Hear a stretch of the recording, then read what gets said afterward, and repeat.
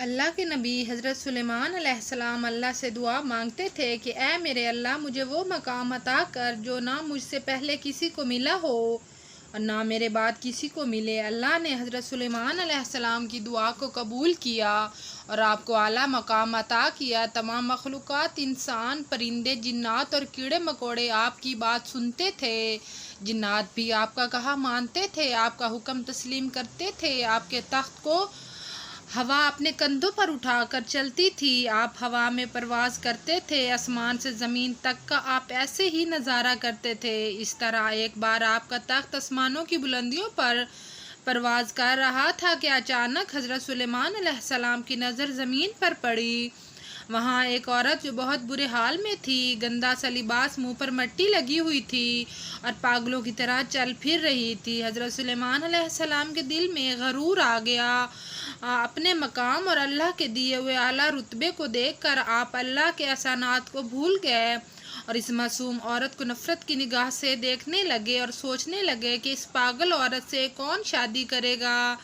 حضرت سلیمان علیہ السلام کا بس اتنا ہی سوچنا تھا کہ تخت اڑتا اڑتا جب سمندر کے اوپر سے گزرا تو حضرت سلیمان علیہ السلام کے ہاتھ میں ایک انگوٹھی تھی جو سمندر میں گر گئی اور انگوٹھی کے گرتے ہی تمام مخلوقات، انسان، جنات، پرندے، کیڑے مکوڑے آہستہ آہستہ آپ کی شخصیت کو بھولنے لگ گئے، کیونکہ اللہ کو حضرت سلیمان علیہ السلام کا غرور پسند نہیں آیا۔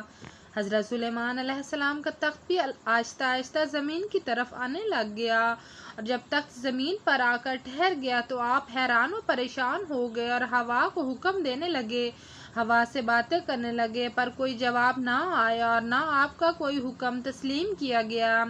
آپ جنات کو بلائیں پر وہ بھی آپ کی بات نہ سنے۔ حضرت سلیمان علیہ السلام پریشانی کے عالم میں زمین پر چلنے پھرنے لگے اور سوچنے لگے کہ یہ مجھ سے کیا ہو گیا ہے۔ آپ چلتے رہے اور سوچتے رہے کہ اللہ کو اپنی بنائی گئی مخلوقات سے بہت محبت ہے اور میں نے اس عورت کو بیکار، پاگل، بدکار اور فضول سمجھا۔ شاید یہی بات اللہ کو ناگوار گزری ہے۔ خدا کو میری یہ حرکت پسند نہیں آئی۔ حضرت سلیمان علیہ السلام نے سوچ لیا کہ وہ اللہ سے اپنی غلطی کی معافی ضرور مانگیں گے اور ساتھ ہی حضرت سلیمان علیہ السلام نے اس عورت سے شادی کرنے کا بھی فیصلہ کر لیا اور سوچا کہ شاید اللہ مجھے معاف کر دے۔ ایسا کرنے سے آپ اس عورت کی تلاش میں نکل گئے۔ کئی دن گزر گئے پر وہ عورت آپ کو نہ ملی۔ حضرت سلیمان علیہ السلام کو بھوک کا احساس ہوا تو دریا کے کنارے چلے گئے، وہاں لوگ مچھلیاں پکڑتے تھے، آپ بھی ان کے ساتھ کام کرنے لگے اور وقت گزرنے لگا۔ ایک دن وہ عورت آپ کو نظر آ گئی، آپ اس کے پاس گئے اور نہایت نرم لہجے میں کہنے لگے کہ جب میں نے آپ کو پہلی بار دیکھا تو آپ کے بارے میں غلط سوچا، میں یہ بھی بھول گیا تھا کہ تمہیں میرے خالق، میرے مالک نے بنایا ہے۔ وہ عورت حیران ہو کر آپ کو دیکھنے لگی۔ آپ نے فرمایا کہ آپ مجھ سے شادی کریں گی؟ وہ عورت کہنے لگی کہ میرے لیے تو یہ خوش قسمتی کی بات ہے جو آپ جیسا خوبصورت جوان مجھ سے شادی کرنا چاہتا ہے، نہیں تو مجھ لاچار، بدبخت اور بدصورت کو کوئی بھی پسند نہیں کرتا۔ سارا دن لوگ مجھے غصے، تنقید اور طعنوں کا سامنا کرنا پڑتا ہے۔ اللہ کے نبی نے کہا پر میں تم سے شادی کروں گا۔ حضرت سلیمان علیہ السلام نے شادی کر لی اور خوش رہنے لگے۔ کچھ وقت گزرنے کے بعد حضرت سلیمان علیہ السلام ایک دن مچھلیاں پکڑ رہے تھے کہ ایک مچھلی پر نظر پڑی جو بہت چمک رہی تھی۔ آپ نے اس مچھلی کو پکڑ کر کاٹ دیا تو اس کے اندر سے وہی انگوٹھی نکل گئی جو حضرت سلیمان علیہ السلام کے ہاتھ سے نکل کر گر گئی تھی۔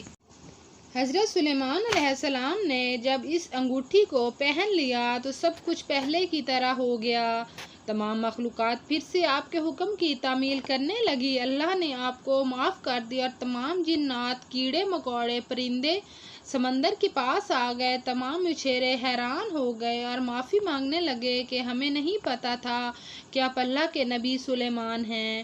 تخت اڑتے اڑتے آپ کے قدموں میں آ گرا، آپ اس پر سوار ہو گئے اور سوچنے لگے اللہ کے نزدیک سب سے بدترین عمل یہ ہے کہ جب کوئی انسان اللہ کی مخلوقات میں عیب تلاش کرتا ہے، کسی کا دل توڑتا ہے یا اپنے آپ سے کسی کو کم سمجھتا ہے۔